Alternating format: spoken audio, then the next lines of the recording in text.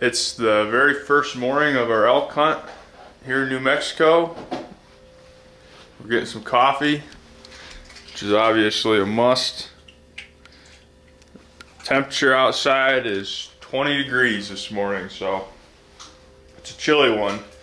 It's tough to balance though what kind of what we need to be wearing, because obviously we're going to eventually be moving around quite a bit, so you don't want to overdress and then start sweating and then cause more problems for the rest of the day. So I think the trick is layers, and we can take them off, as we need to.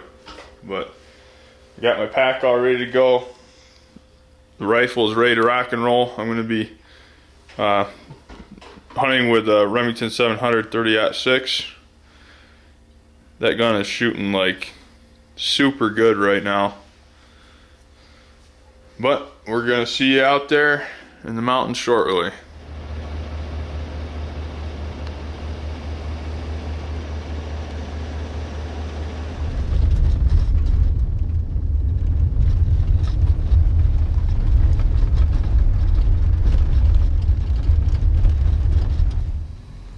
There's a big bull out front. Yeah. Look at the ones to the right. Okay, everybody, I made it to this spot I wanted to be. It's overlooking this huge meadow. It's a creek bottom. It's a bowl right between these two mountainsides. And we have two cuts that come down each side of the mountain right here. And talking to all the locals, these elk, when they get spooked or whatever, they don't come off these steep edges. They come right through these cuts where these creeks run down through the edges. So we've got actually 3 of them right here that I'm watching, hoping for a lot of pressure on the back side of this. Carl's about,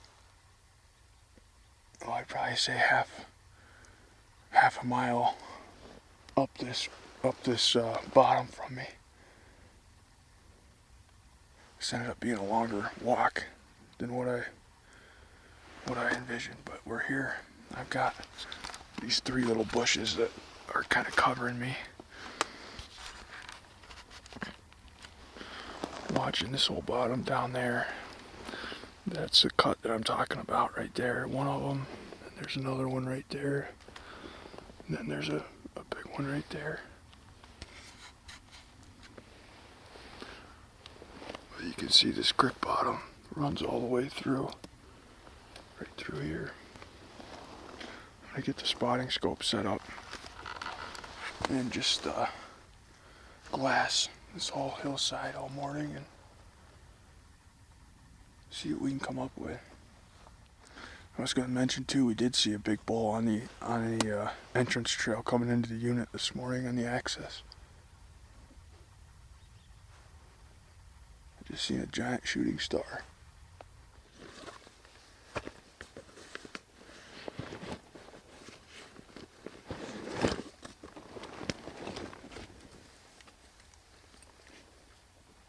I'm gonna pack my stuff up and I want to go over to that point right here so I can see right around that bend that goes around back there. There's a huge meadow over there that I can't see right here, so I'd rather be able to glass all that, get an idea if there is elk out there, where they're at and how they're getting there, and where Carl and I would need to be to get on them.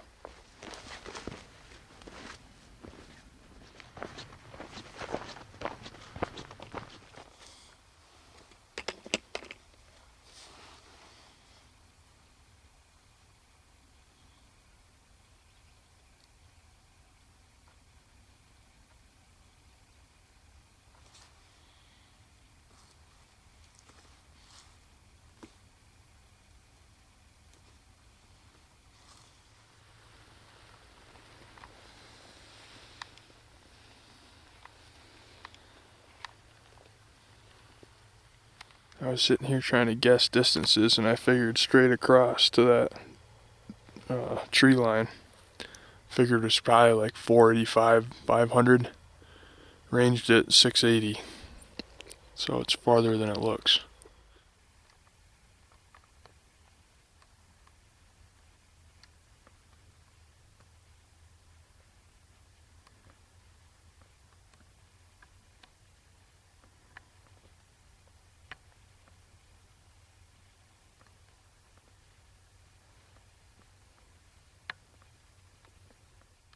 I've been glassing my eyeball off here and not coming up with anything. Haven't seen any critters this morning at all. Haven't heard any bugles. Haven't heard any shots either, surprisingly. This is a really big country though. All the way in here, we only passed like 4 trucks. It's like 25 miles back in here.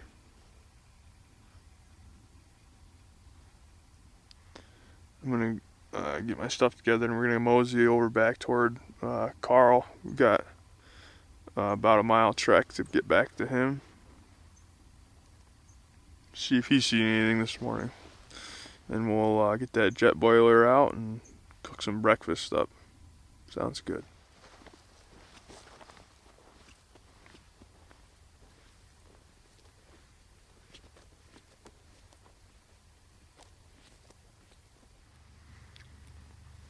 We made it over here to Carl's little lookout spot.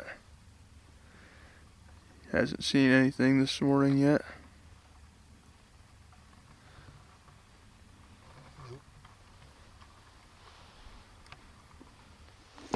And this is what we're having for breakfast right here. Breakfast skillet. Shredded potatoes. Oops. Scrambled eggs mixed with pork sausage, peppers, and onions. Sounds pretty good for a mountain meal.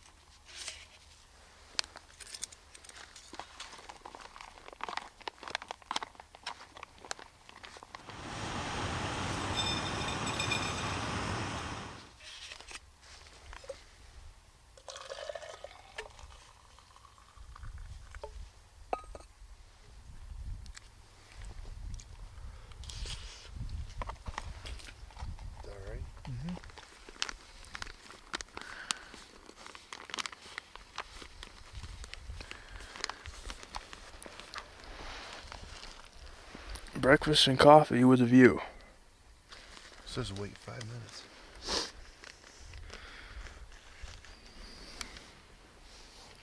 Now we just need about a 400-inch bowl out, coming right off that mountain, right through there, and we'll kill it.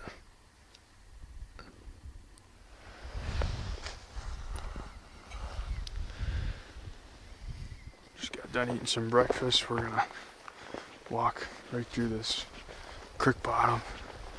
There's a kind of another open meadow out this way. So we're just gonna hike over there and see if we can run any elk sign or any elk.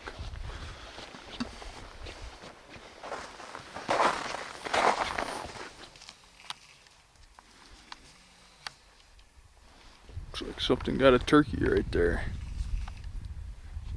Some turkey feathers. There's turkeys in here. See the turkey feathers? Oh yeah. Looks like one less turkey. That was the one Steve Renault got. Oh, look at there's a whole bunch of feathers down there.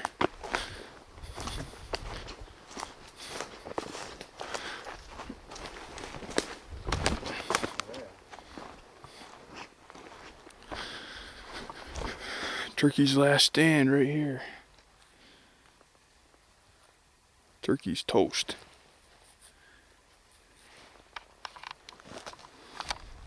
Probably a coyote or something got it.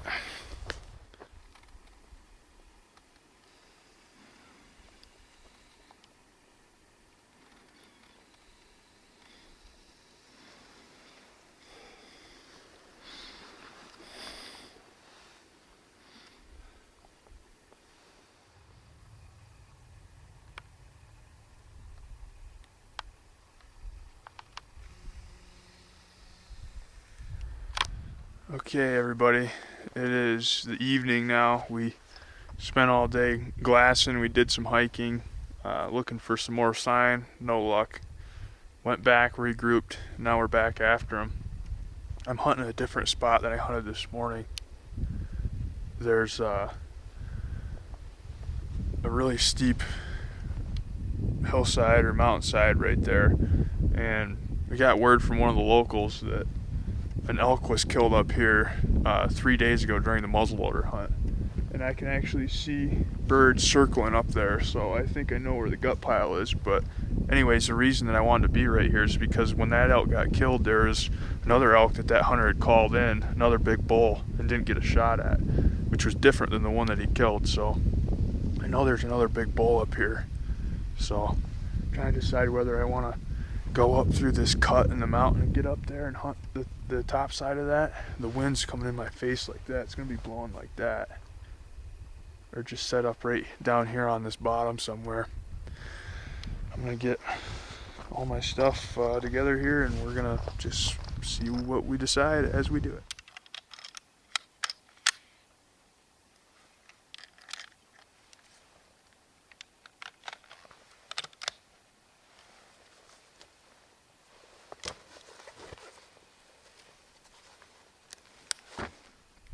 About a quarter of the way up. Just taking a little breather. This is a pretty steep grade. Doesn't look like it on the camera, but I mean, when the camera's level, you can see.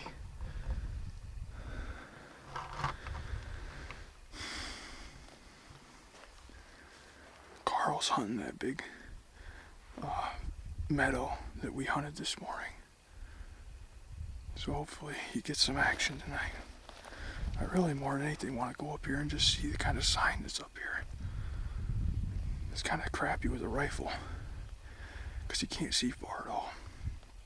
But I'd like to get up here and just kind of look at the sign, see what it's like. And then I'll come back down off the mountain and hunt that meadow at the bottom. It was just down the road that we seen that big bull cross the road this morning. The issue is I'm on the border of private and public. That bull was actually on private when he crossed. So there's only, I can only get so close to where that bull was. He was coming from this side, going that way in the morning. So my theory is he's probably going to be coming back this way this evening.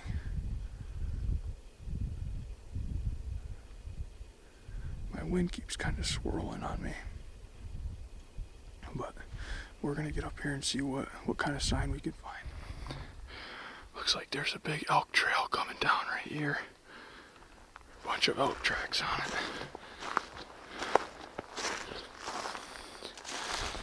See, those are pretty fresh too. The dirt's all kicked up. You can see the elk print right there. Tons of extremely fresh elk tracks going up this right here.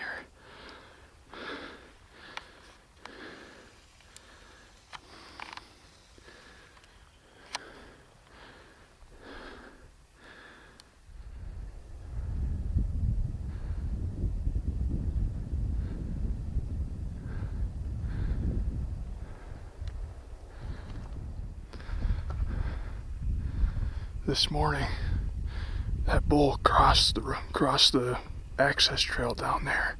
This is all private from like right there over. And that bull was going that way, so I think he's going to be coming back this way tonight. I've got the wind in my face right here. I might try to get up on that knob right up there and maybe catch him coming up around the back of public. I don't know if it's going to work or not, but we're going to give it a try. What a view up here.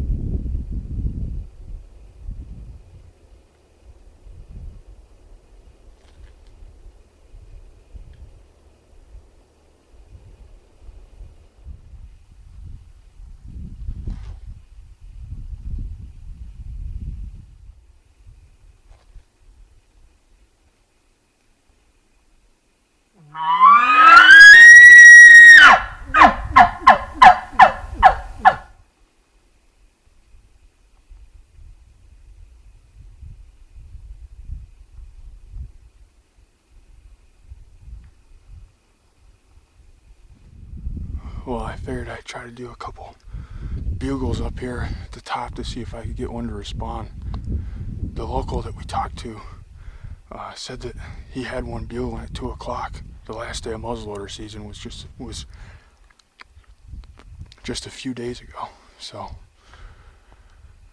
I guess they can still get fired up. I haven't heard one bugle yet, but you might as well give it a try. They either think I'm a bull up here looking to fight, or they think that it was some idiot trying to blow an elk call that's never done it before.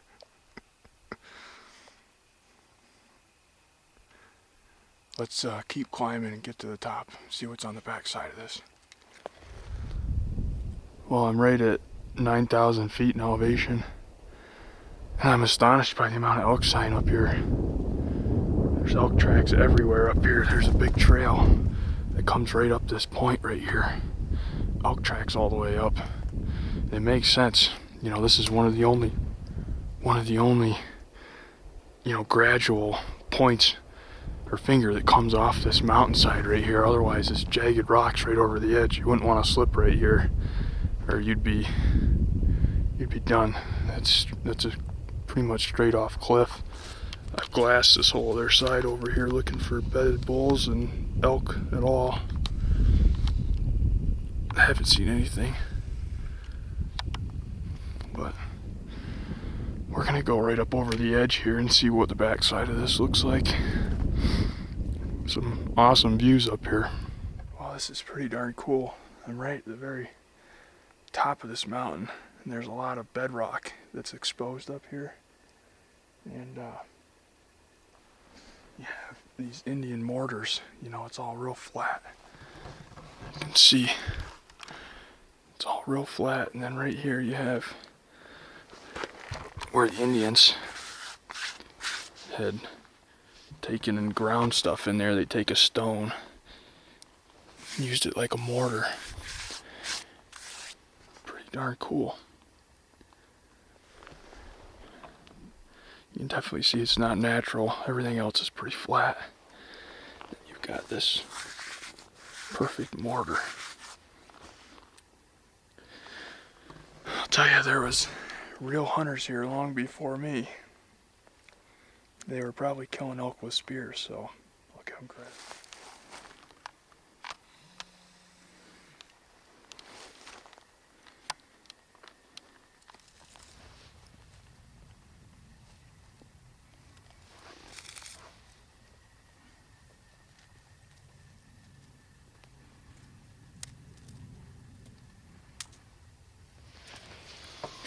A huge path right there. There's a bunch of mule deer tracks and elk tracks in it.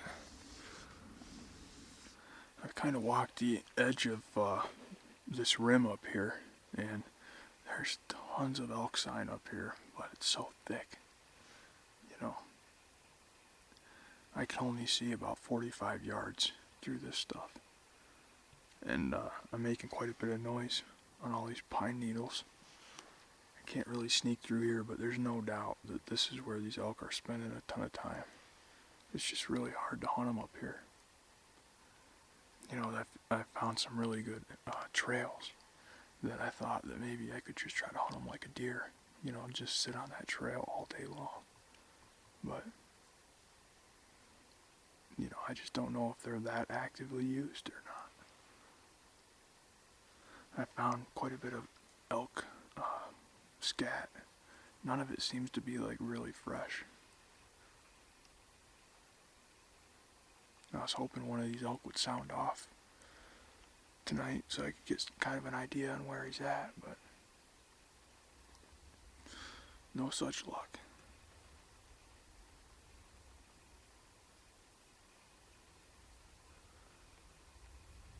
I'm gonna keep working this rim on the edge, and then eventually, right before dark, I'm gonna climb back over the edge of this face over here and hunt that lowland at the bottom where all that grass is, because these elk are going down in there to feed at night.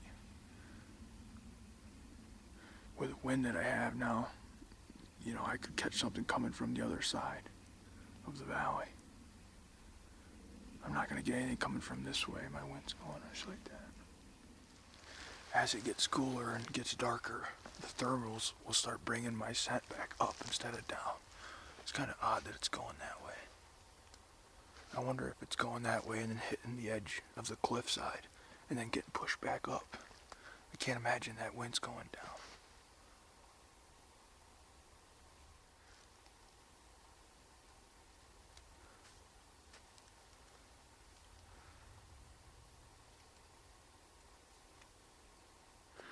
Probably get some questions on the pack that I'm wearing here. I'll fill you in. This is from Tidewee's website, and I would highly recommend it. One of my favorite parts about this pack is it keeps the back off of your back, so it's breathable. It's a good hard frame in there. I can tighten this up, and most of my weight rides on my hips. It's been a really good hiking pack for me. I've walked a lot of miles with it up some pretty steep terrain. The other thing I like about it is I can put a lot of my clothes and lighter gear at the bottom, and then all my heavy stuff I put right at the top, so it's not, being held up by my shoulders. So it's got a place for obviously your camelback, but I've been just filling it full of water bottles right here.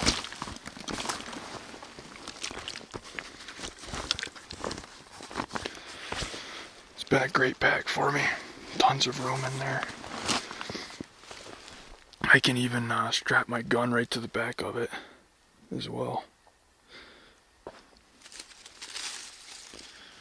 Obviously, I've been using Onyx. I have absolutely no service. I have no service up here, but I can look at the whole entire unit because I downloaded the maps on here. Let me go out. You can see all the maps on the unit. I've downloaded each one of them, so I know right where I'm at. It shows, all the miles that I've been, all the sign that I've found that I marked. So, without Onyx, I'd be lost in the sauce. I refer to that app all the time. It's super important. It's so easy to use. Whenever I find really good fresh sign, I can mark that sign. I can track my movements so I know where I've been.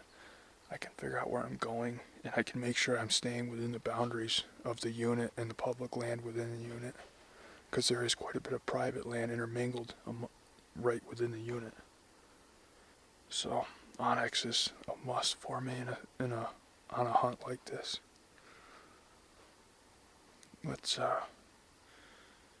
get the pack back on and start rucking up the edge of this rim right here. That guy that we had talked to earlier, his wife actually killed an elk with a muzzleloader, like I said, down there, and that vulture was circling right up here, so I kind of want to walk over here and check out that area.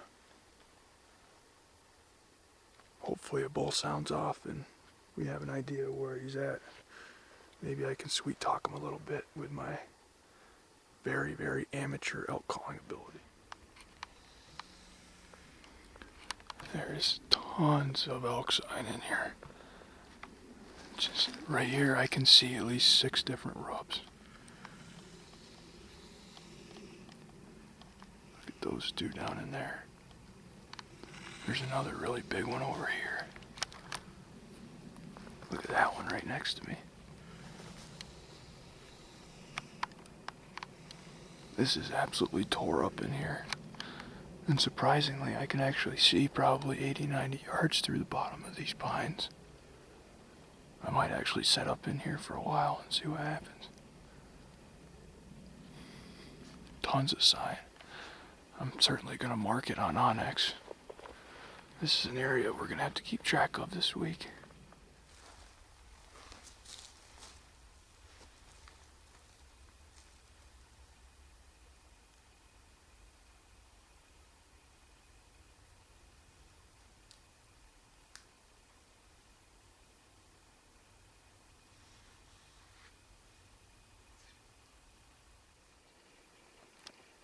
This bull actually snapped the freaking tree in half.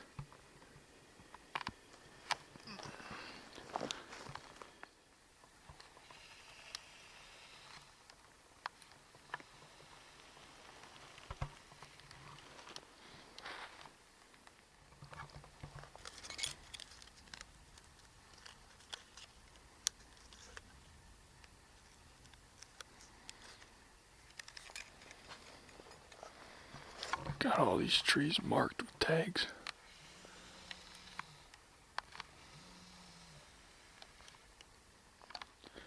Still a little bit of snow trying to hold on up here.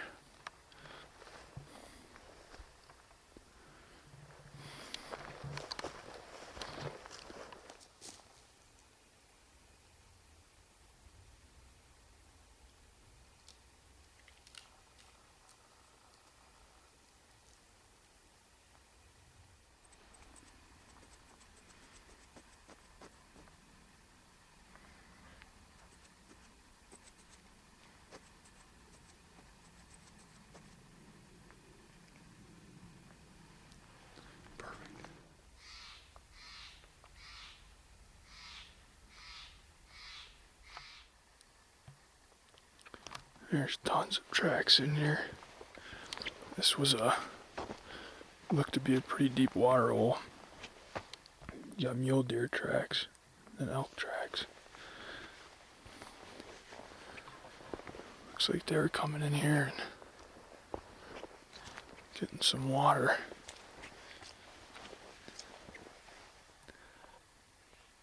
Doesn't look like there's anything like super fresh to me. I mean, when you look at my track,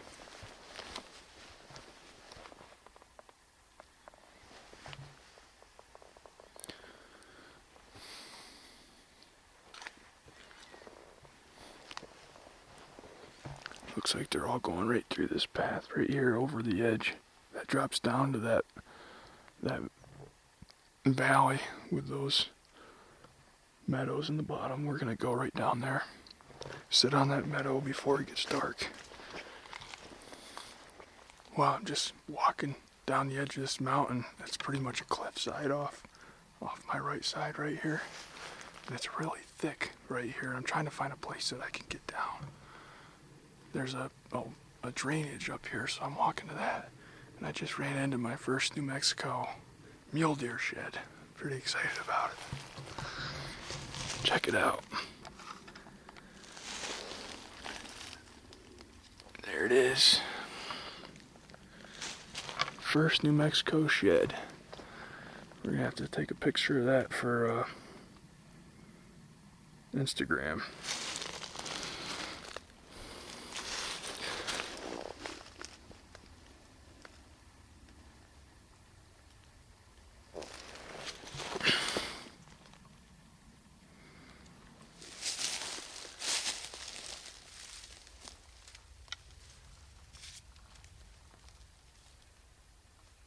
There it is.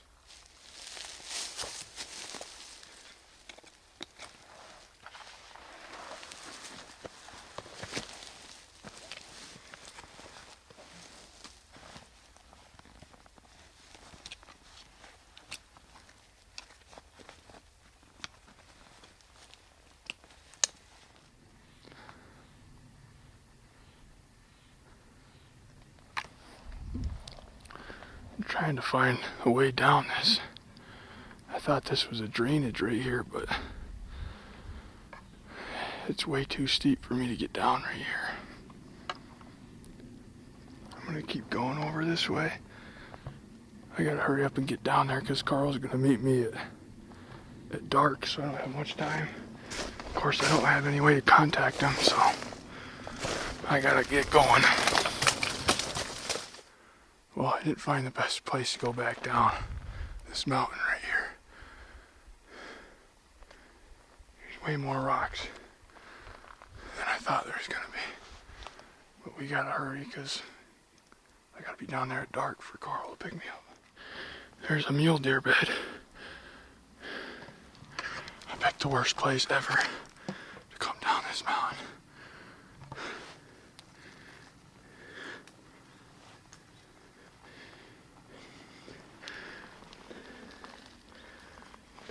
I got a thorn stuck in my foot.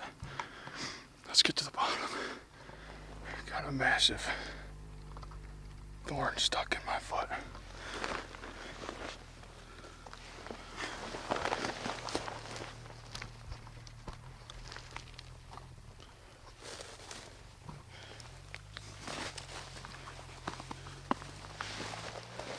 Ow.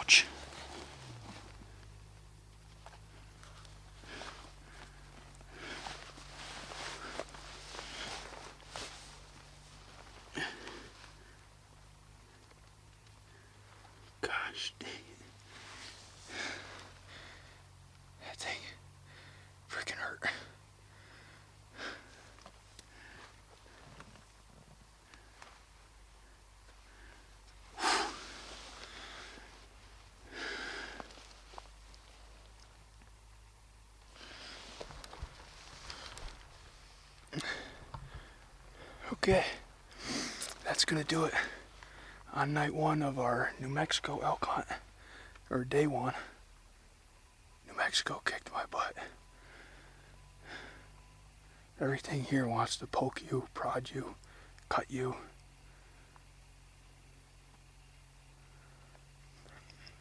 Got a lot of good intel on tonight's hunt though. There is a ton of elk sign up there in that thick stuff. I just gotta be really careful next time. I can't let it get dark when I try to get back down with those rock cliffs. I put myself in a bad spot because I didn't have time to get back to where I came up that drainage. I was too far and it was too late. So I had to come down. Best spot I could find, and it wasn't a good spot. But we made it down. Cut up by thorns and stuff pretty good, but I think I still have all my stuff, so we made it. No elk. I'm hungry. Here comes my ride.